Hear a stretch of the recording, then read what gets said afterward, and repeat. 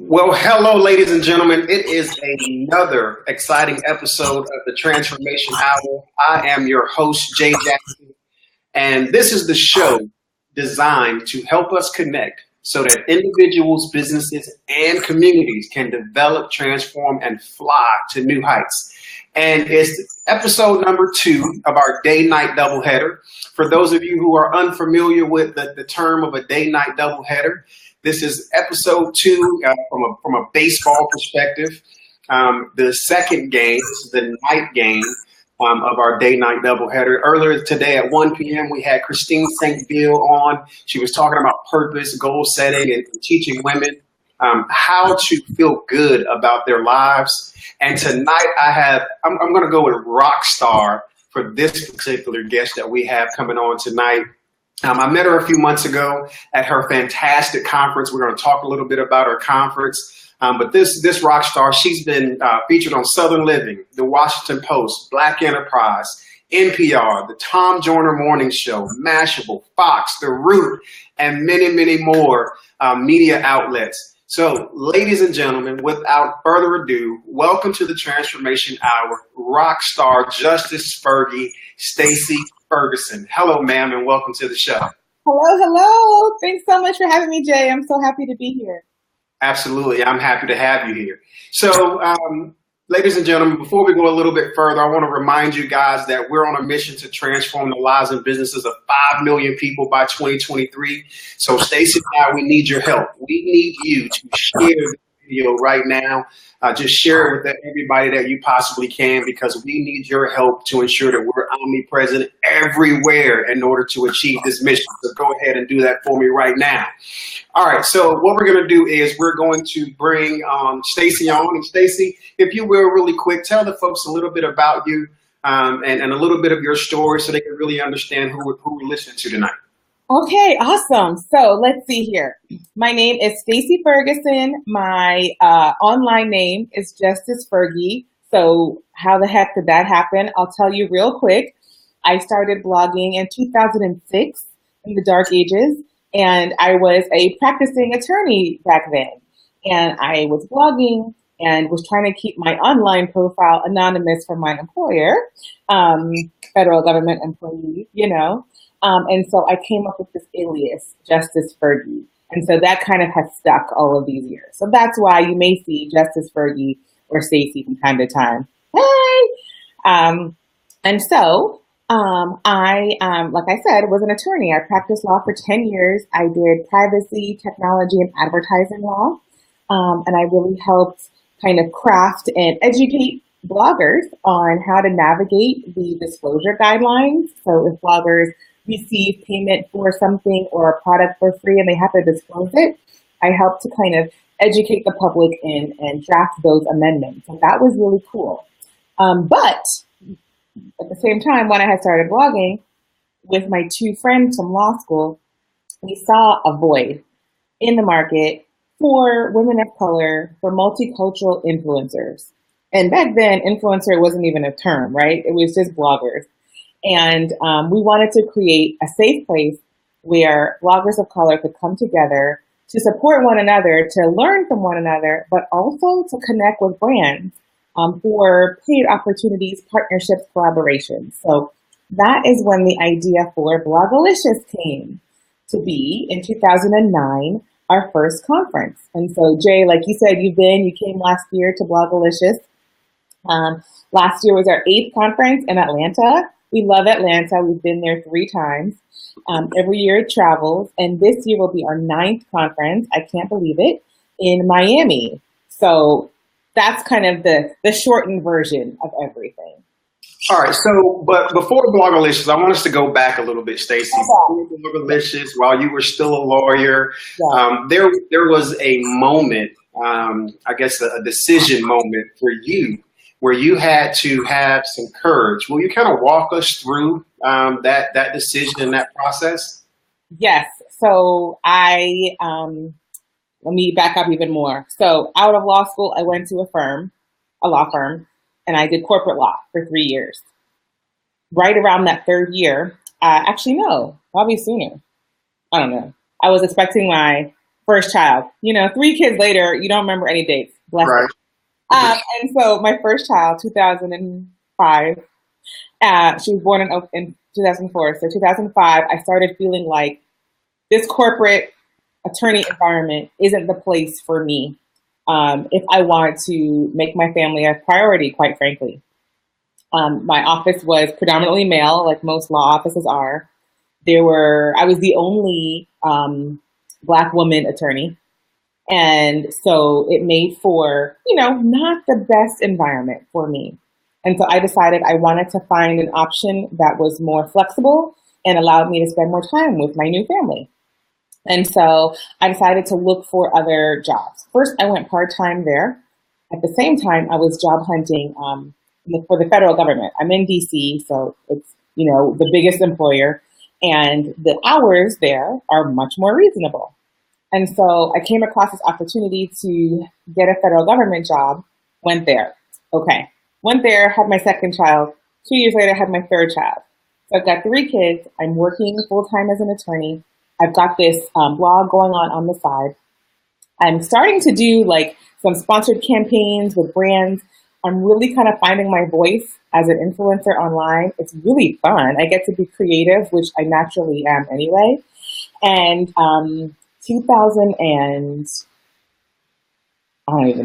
11, our nanny decided to get married and move to Philly. So once my nanny, who was kind of like my rock and the only reason I was able to hold all these pieces together, working 9 to 5 and then coming home, taking care of the kids with my husband, and then 9 p.m. to 2 a.m. working on the side hustle, it was too much. So when she was gone, I kind of was like, okay, what am I going to do? Not only that, but I noticed at work, I really wasn't, my heart wasn't in it anymore. I wasn't excited about the work I was doing. I started to kind of not care. And at that point, I knew it was kind of time for me to go because that's not my style. And I was thinking more and more about the side business than my main gig, right? And so at that point, I had a conversation with my husband, which, to be honest, we've been having the conversation for several months. So I don't want you to think it was like I woke up one day and decided to quit. It was definitely something we knew was coming, and we had to put certain things in place to make it happen. So tell me if you want to stop, but I like to give like 3 strategies for transitioning from your day job to making your side job the main thing, because there are things that people don't talk about. Absolutely. Go for it. Okay, so the first thing is really, especially now, we've got Facebook Live and, Instagram Live and all of these things where it looks like people are just living the life.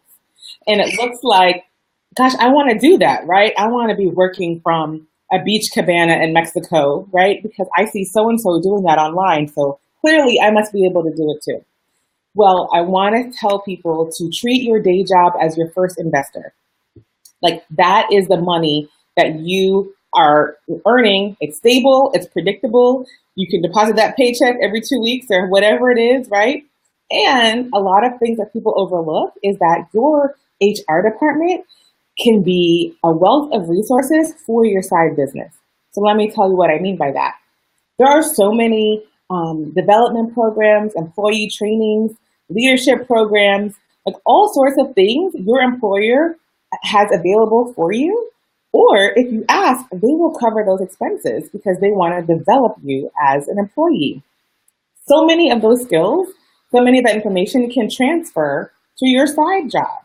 So while you're there, take advantage of those things. That's a huge thing. I remember taking leadership courses in communication, and all of those things totally apply all the time. I literally still have the communications training binder that I had at my lawyer job a zillion years ago because it's still relevant. Investor. So don't feel bad about it. Don't feel guilty about it. Don't feel like, oh, I'm so behind everyone else. Like, no, you're right where you're supposed to be. And this is actually an opportunity that you don't want to squander. The second thing is you've got to have a plan, right? It can't happen overnight. You've got to say, okay, it's going to cost me X amount if I want to be able to pay my bills, right? And still be able to do what I love. And so part of that is understanding, part of that is understanding, is your side gig a viable business? You don't want to quit your day job and then try something only to find out that it's not going to work out. And then you've got no options, right? So I say that to say that I started Blogalicious in 2009, but I didn't leave my day job until 2012. So that's a good 3 years of me building up this side business and seeing what the cash flow is like, right? What the market is like, who my target audience was going to be, what the business model was going to be, and to kind of get in a rhythm to see, okay, we've made this first year, this much this second year, the third year this much. So we're kind of on a trajectory that makes sense. So I'm kind of taking a calculated risk, right? So that's my second tip, is to try it. Do it on the side first, because you still have your cushion.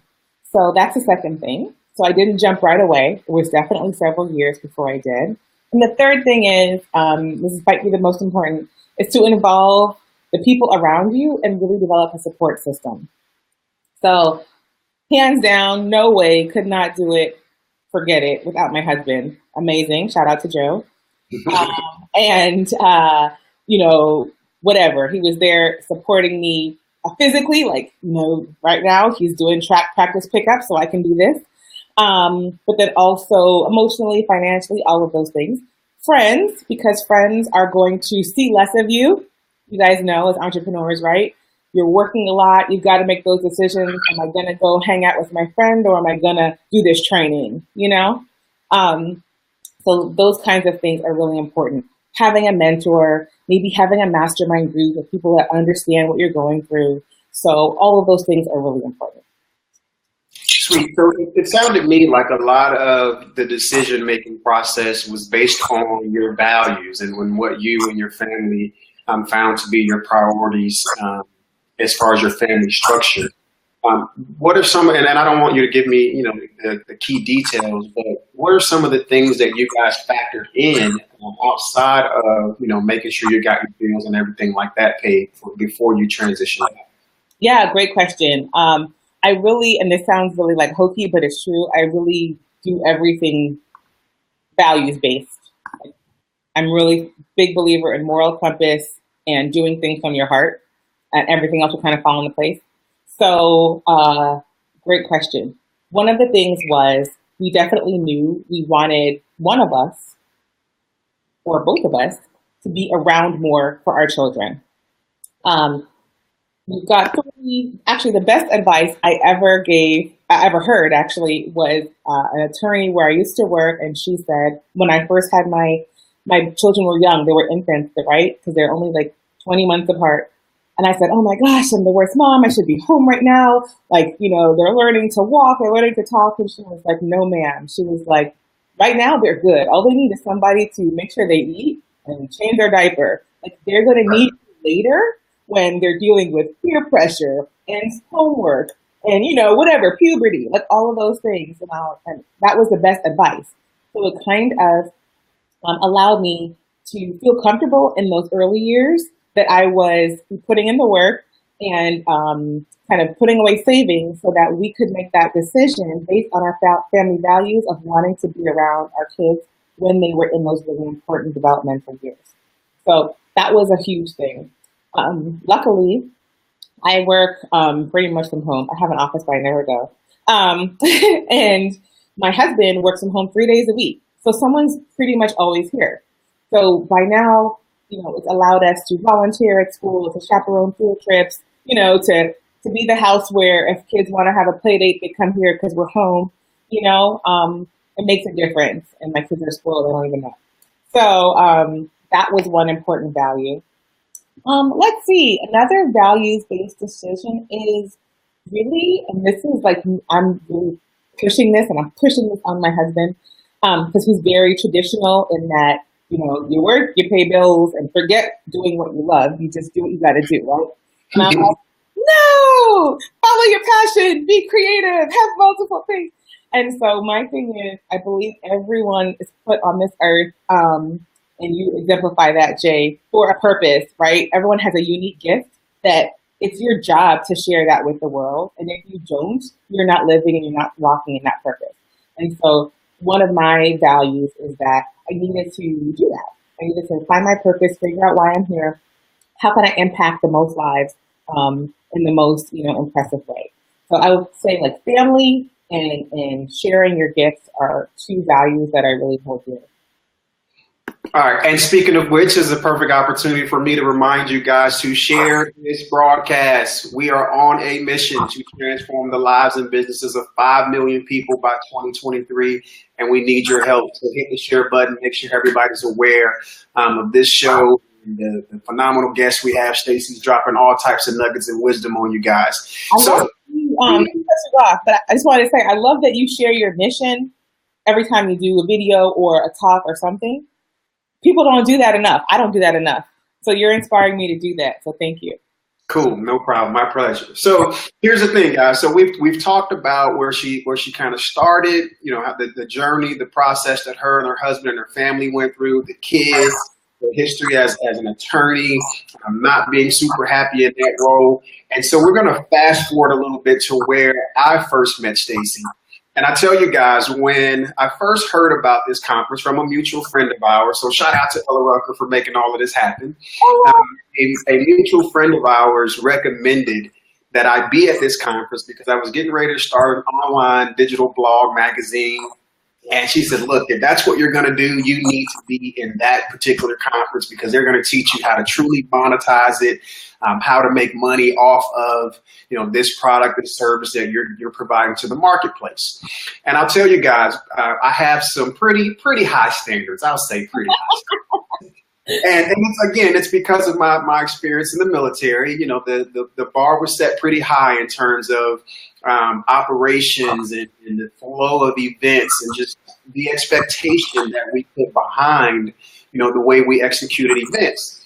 And I tell you guys, I was very, very impressed. This isn't my first time telling Stacey this, but I'm going to tell you guys my view and my perspective of it before we allow Stacey to talk about it. So here's the thing. When I first walked in, again, my expectations are out of this world. When I first walk in, and I have to do it. So, I'm not looking for a cut at all, but look, Kia, Dove, Jack Daniels, Coca-Cola, several different vendors. You name it. This conference was life-changing, business-changing for me. I got my money's worth before lunch on the very first day of the VIP day that Thursday, and I promise you guys, if you can, you got to do what you got to do. Beg, borrow, steal, do whatever you have to do to be in Miami this November. Matter of fact, I got to make sure I put this up on the screen right now. But the Blogalicious conference is in Miami this year. I'll be there. I wouldn't miss it for anything in the world. It's a phenomenal experience. The relationships that you'll build. The knowledge that you're going to gain to take your life and business to a whole nother level, it's a phenomenal experience. So that's my 2 cents on Blogalicious. So Stacey, talk to us about your awesome community, your awesome tribe, the Blogalicious crew. And then I'll tell you this, guys, it was one last thing. I was probably one of maybe 5 males who actually attended the conference. And I tell you, it was initially, it was a bit uncomfortable because I didn't know how to engage and interact in that space. But they were very welcoming. They didn't make me feel uncomfortable. I felt very well. It was great. Go, Stacey. You got it. You got it. No, I love that you said that. So our mutual friend, Lamar Tyler of Traffic Sales and Profit and Black and Married with Kids, who you guys I'm sure know, he always says that. He's like, I just don't understand why more dudes don't come. They are missing out, but they're bad, right? So I'm so glad that you came and you had that experience. So let's see. The Blogalicious crew, we call them the Blogalicious family. They are amazing. It's really a warm, tight-knit, open group in the sense that there's no animosity, there's no jealousy. People are really willing and available to share. Like how Ella said, okay, if you're going to do this with your business, you need to be there. It's that type of environment. I always get the feedback that it's a conference where you can go and not know anyone because by the end of the conference, you will have a whole set of new friends, right? It's not very cliquey or anything like that. So really, my mission for Blogalicious, well, it's three parts, but one of the things I try to do when I am planning the conference is to make it more of a celebration of who you are, of the people that are coming. And the best testimonial I think I ever got was that it feels like a party where you happen to learn a lot of stuff. Absolutely. That's awesome because that's what I want, right? I didn't want your typical conference where it was boring. You didn't have that social connection. It's very social based. In addition to the VIP days and the sessions and the keynotes, we've also got receptions and networking activities and hospitality suites and whatever. So I'm trying to create that full experience. I know people are taking time away from work, from their families. They're making an investment to travel to wherever the conference is and get the ticket. So I really try to make it worth your while. I'm like, what would I want to do if I spent money to come to an event, right? I want to be able to say, yes, I learned stuff that I can implement when I go home. Check. I've met great people that I can connect with when I go home. Check. And maybe I had a little fun and got a little R&R at the same time. Check. So those are the three things we try to do at the conference. Yeah, the community is amazing. We've got a Facebook group, so come on over and join if you guys want. It's called the Blogalicious Social Suite. And in there, and you'll see, it's very kind of chill. You can post when you want. You can share. You can engage when you're having an issue, a thought, a challenge. And the cool thing is, in 2017 now, right, blogs are just a smaller part of everyone's overall media platform.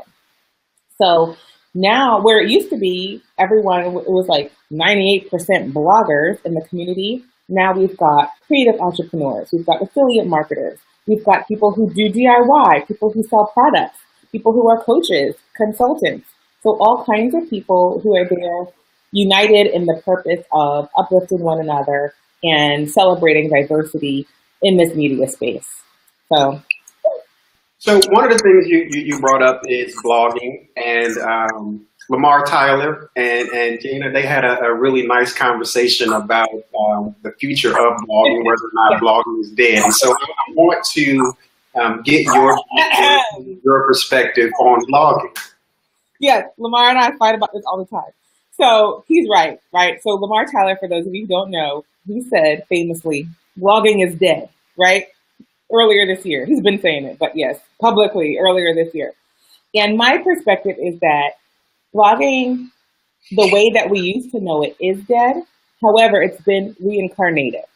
So whereas in the past, you could start a blog, build a following, and write posts about, the Kia rental or going to Disney World or whatever, eating out at Olive Garden. And those companies would pay you to do that. And you could make a decent amount of revenue doing that. Those days are few and far between now.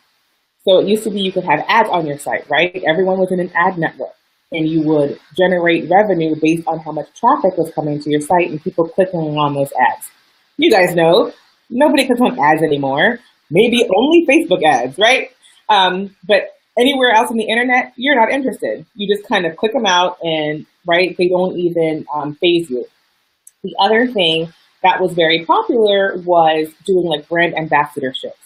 So for example, I was a brand ambassador for Wells Fargo and for Buick at one point, meaning I would work with them for an extended period of time, 6 to 12 months, always share content and tell my community about their products and services. Those are few and far between. Or they want like Khloe Kardashian, right? So they're not as much focused on influencers. So all of those things, yes, Lamar is right. Those things are kind of dead. And you should not be relying on sponsors and brands for 100% of your revenue. It's just not sustainable. So how I see blogging now is it's part of an overall marketing strategy. Content is still king, right? The fact that we're doing this Facebook Live video, it's going to let people know more about you, more about me. They may investigate, go check out our brands, right? And connect with us that way. but they wouldn't find that without you sharing great content. So in addition to your video, in addition to your beautiful Instagram feeds, you also should have a blog. It is free content that is going to either entertain, inform, or educate people, right?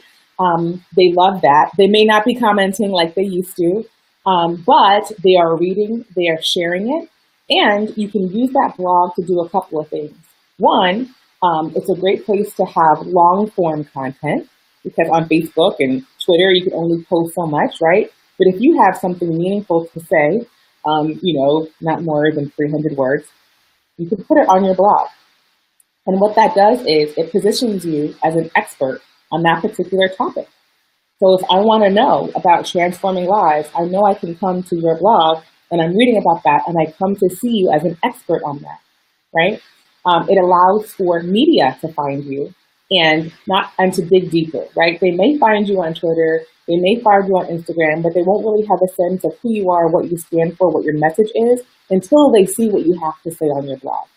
So I say the future of blogging is using it as a tool to position yourself brand-wise and also to give yourself more exposure and also as an amazing, free content piece in your whole marketing funnel.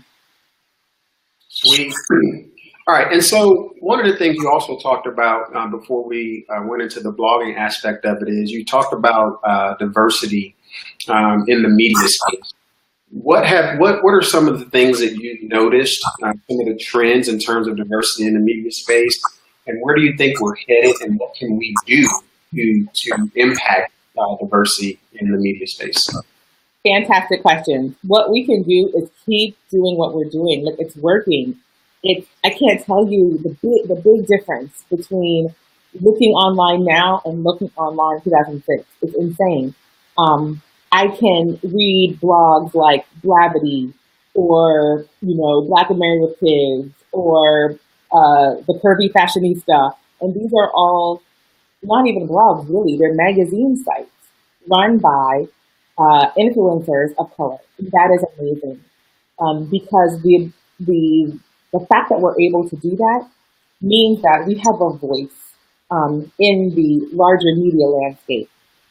So you'll notice reporters, journalists, TV shows, brands, they're always looking on social media to find people to feature, people to interview, people making themselves available to be showcased on that larger platform. Had I not had a blog, I would not have been in Ebony, right? I would have not been in the Washington Post. I would have not been on NPR. That's how they found me. I may have been doing great work at my day job as a lawyer, but they will never know, right? So having that media platform allows people of color to really have that voice and to be seen on a national and even global stage. So it's so critical. And I just really see, of course, corporations are rising up and they understand our power as consumers also. And the fact that word of mouth marketing is the most effective form of marketing still, even with all of the different kinds of marketing that exists. If you tell me, like you just said to everyone, you need to go to Blogalicious, people will listen to you because you said it and they trust you, right? The advertisers, they really buy into that and they know it to be true. So they are spending more money trying to advertise to people of color. It wasn't always the case, but now we're seeing more of mainstream budgets trying to access our communities because they know that we really do rely on word of mouth and that we spend. So all of those things make it really important for us to be online. Awesome. So again, guys, this is an opportunity for me to say, share the video right now. But what she's talking about for the business owners out there, she's talking about your content marketing strategy, all the different tools that you use to ensure that you position your brand and your business as an authority in your niche. So that's basically what she's getting at. And so as we talk about marketing, there's something that I didn't know. And I would like for you to share a little bit exactly what it is, Stacey, the B-Link Marketing Network. What exactly is that? Yes, thank you for asking. So, like I said, how the brands really are noticing, hey, there are influencers of color out there. They talk to each other. They influence people. Let's figure out a way to connect with them so that they can talk about our products and services. And so in 2010, my co-founders and I started a marketing network. Now there's an industry called influencer marketing. Then it didn't have a name. We just called it blogger brand matchmaking. So if, for example, someone has a blog about food and Quaker Oats came along and said, hey, we're releasing this new oatmeal flavor. Do you have any bloggers that might be interested in writing about it for us? We'd say, yes, we do, actually. We would be the middleman. The Quaker Oats would pay us to find the right blogger for them. We would retain the blogger and tell them what Quaker Oats needed them to do. We would pay the blogger and we would charge a management fee for the campaign. And so it started out really rudimentary, like Excel spreadsheet. We were a mess. But 7 years later, we've kind of got a well-oiled machine to where now we've got 1,000 bloggers signed up to be in our professional network. If you're interested, bloggalicious.com/join. And what we do is everyone has a profile where we see all of your different social media platforms, your blog, what niche you're an expert in. And if a brand comes along with a campaign opportunity, then we'll match them up with you to do campaigns. So right now we've got 3 in progress, one with Dove, one with WeTV, because we're helping market Growing Up Hip Hop Atlanta, and one with PR Anna Yoga Clothing. So we run those year round, and it's exciting because it's an opportunity for bloggers who may not be able to be found on their own to have an opportunity to work with a brand, and we're able to develop those relationships. So thanks for asking about the B-Link. No doubt. So let me ask you something. Yeah. I'm sure there's a small business out there or an entrepreneur out there wondering, wow, if I could just get my product in the hands of this influencer or, get my product on their platform, my life would change forever. Something like the Oprah effect. Yes. What are some practical tips that you can give the viewers on how they can go about connecting with an influencer in order to participate in influencer marketing? Great question. Yes, incorporating influencers as a part of your overall marketing strategy is really important, really key, and less expensive than you think. People are really afraid that, bloggers will charge too much. You never know. I have written about so many things literally just because I like them. So if you reach out to me and say, hey, I got this really cool book and I'm into the topic, I'll read it because I'm still benefiting from it. I may not even charge you for it. So here's what you can do. One, you want to find influencers, meaning bloggers, people who have a following on Twitter, Instagram, right, that have a strong following wherever your target audience is. So let's say if you are let's say you're marketing something for grandmothers, right?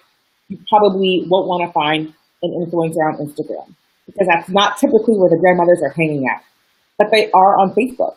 So maybe you find someone who has a strong following on Facebook and you reach out to them. So really pay attention to target audience. Which influencer influences that audience that you want to reach.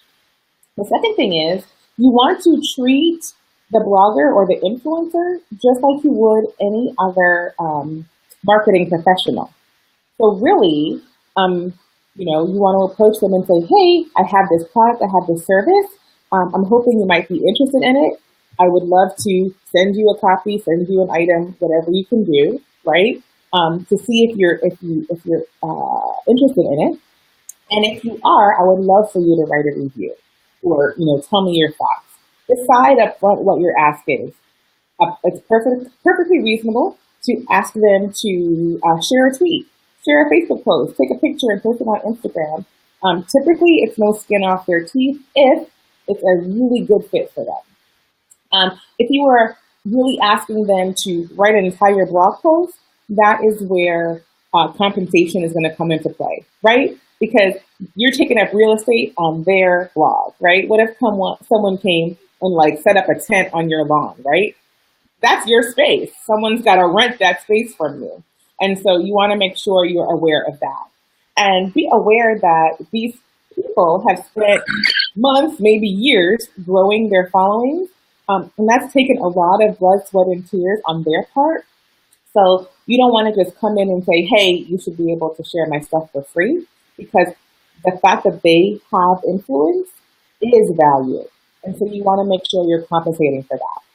Depending on what your situation is, it can be a dollar amount, but it could also be a free product. It could be commissions on sales, right? Do an affiliate exchange. So be creative. And just approach them professionally, respectfully. Let them know that you actually visited their site and read their stuff.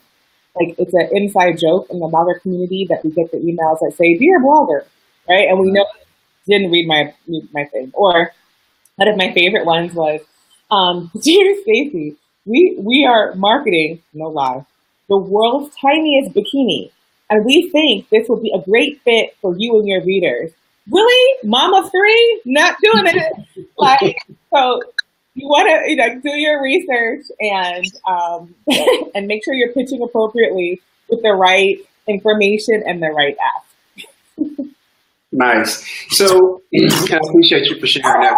One last tidbit. Can I just throw this in? Absolutely, go. Arielle Williams, she's part of the Bloglicious community and also part of the Bloglicious team. She has a site called Slay Culture, and she literally just launched a network to connect small business owners with influencers, right?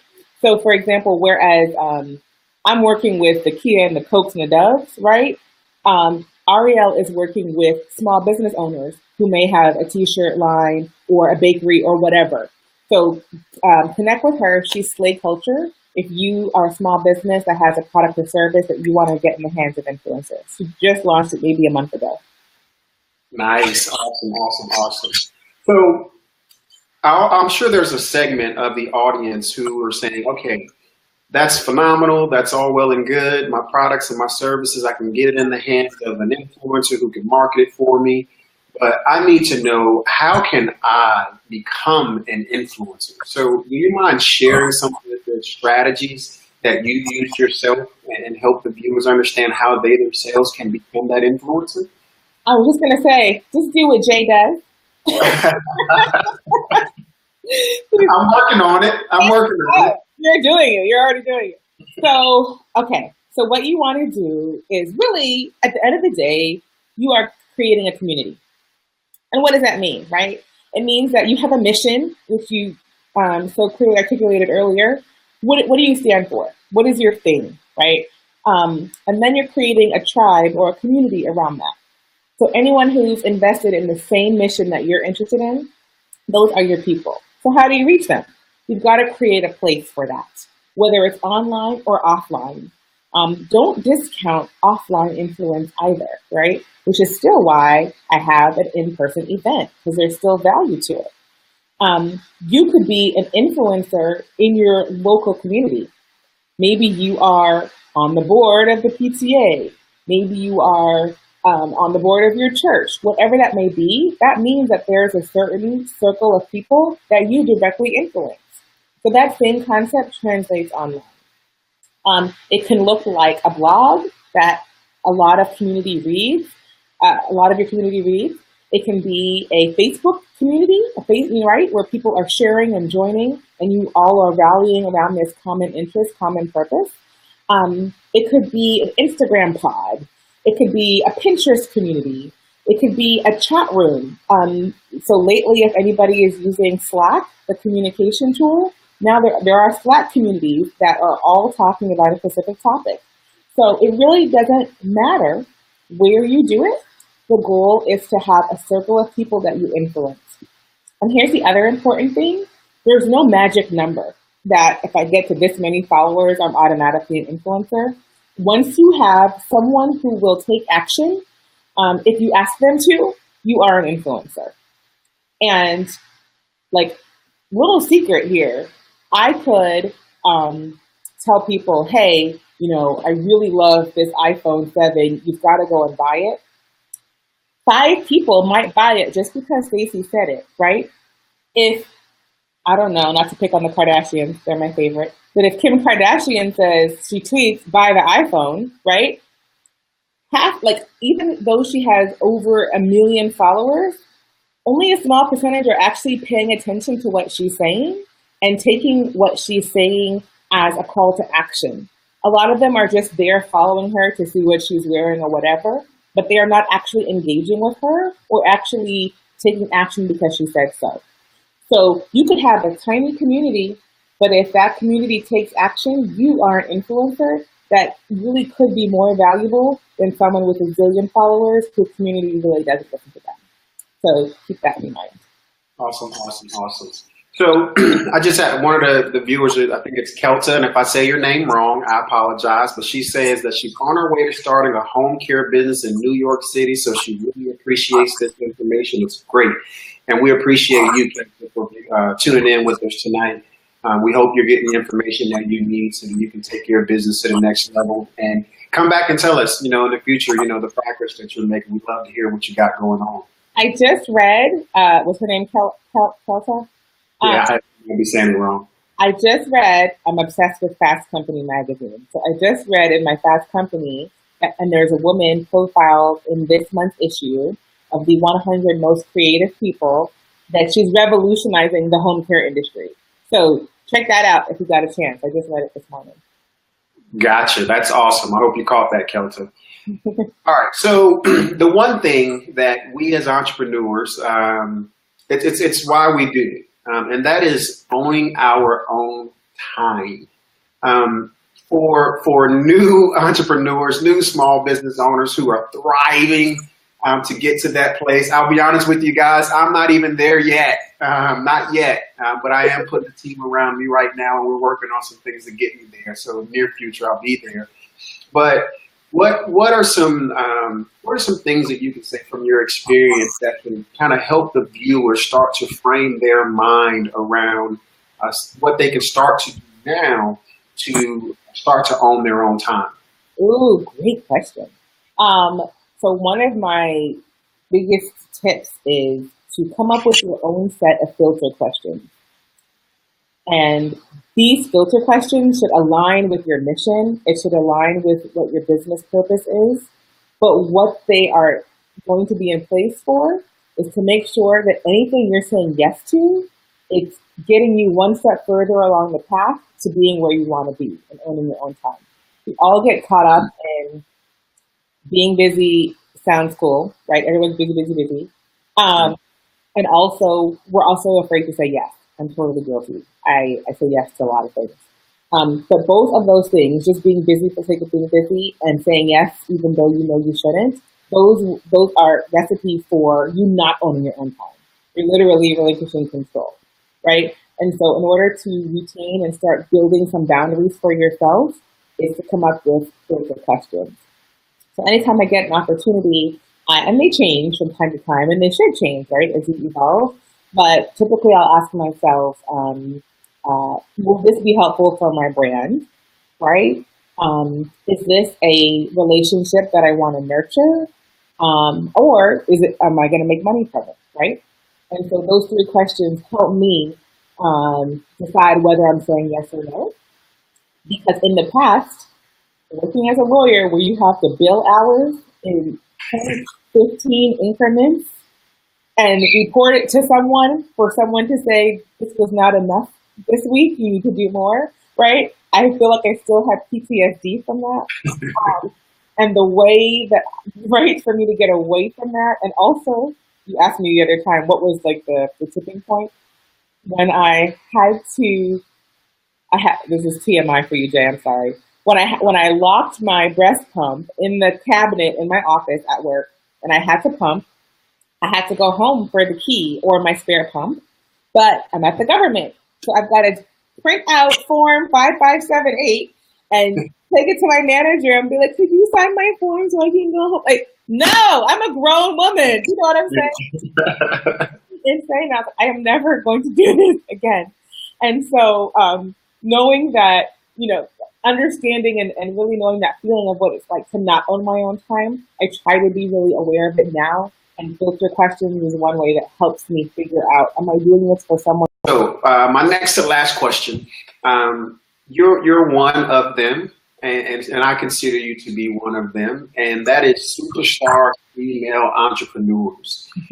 What female entrepreneurs are doing it big right now that you have your sights on in the entrepreneurship space? Yeah, so many. Don't make me pick. Oh my gosh. It's really exploded, right? The number of entrepreneurs that you see really creating amazing brands, engaging with communities, and having their own tribes, which, by the way, is the reason why our theme for Blogalicious this year is tribes, because we're just seeing them everywhere. So, gosh, one of the ones is Being Boss. I don't know if you've heard of them. Kathleen and Emily, they've got a killer podcast with zillion downloads, all helping creative entrepreneurs build their businesses. So they are awesome to me. I try to listen to their podcast when I go for my walk. Also, Maddie James of, now it's maddiejames.com. I've seen her grow so much, and now she's like killing it with content, with her site, with her Maddie Masterclasses. So check her out. She started out as a style blogger, and she still is, but she infuses a lot of designing the life you love and actually being transparent about how to make money blogging, make money with affiliate marketing, how to, set up your life to transition from a day job to your passion, etc. So really am Team Maddie right now. And then, Myleik. So Myleik Teal of Curlbox, that you guys might be familiar with. It's the curly hair subscription box. What I love is that's her product, but she's also really transitioned into entrepreneurship, mentorship. I don't want to say coaching per se, but really being a leader and sharing how she built her business. So she's got her podcast. Her site is My Taught You, and My Taught You. She's doing a retreat next year. So those are some people that I'm looking at and really fans of what they're creating. And then, of course, always my super friends, Lamar and Ronnie of Black and Married with Kids, the Tropic of the Prophet, and April Franks Hunt of Coach Speak and Serve. Awesome. All right. Here's the last question, and I'm going to give you maybe 10 seconds to think about it before you respond. But the magic question is, Stacey Ferguson, what does it mean to be extraordinary? To be extraordinary. Oh, such a hard question. To be means to have figured out what your gift is and the best way to share that, and to do that without reservation, and because you genuinely have a heart to serve. I think that's being extraordinary. Awesome. I love it. I appreciate it. All right. So do me one last favor before we get up out of here. Share with the viewers your social media handles, your website, things of that nature where they can go out and find you. Okay. So you can find me on all of the things at Justice Fergie, JUSTICE FERGIE, and also at the Blogalicious. So BEBLOGALICIOUS. There it is. On all the platforms. And I love hearing from you. So tweet me, message me, whatever. And I'll be excited to reply. Awesome. Okay, ma'am, if you'll just stand by, I'm going to close us out, and I'll chat with you in a second. All right, ladies and gentlemen, that was Justice Fergie, Stacey Ferguson of Blogalicious. I promise you guys, if whatever your plans are, I highly recommend, unless you're getting married or you're anticipating a baby or something of that nature, I highly recommend you be at the Blogalicious conference in Miami this year.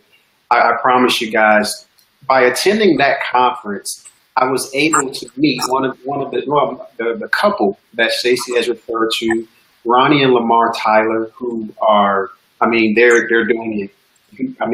It's out of this world what they're doing right now. And that's only going, their mission and their purpose is just only going to enlarge. They're serving at a very high capacity. And I would not have had that connection and that relationship if I had not attended Blogalicious. And so that's why I try to help talk about it a little bit earlier in the earlier episode on the importance of attending these conferences, workshops, and events, because the relationship and connections that you make are going to lead you to the next clue. When I first attended Blogalicious, I told you during the show, I got my money's worth before lunch on the first day.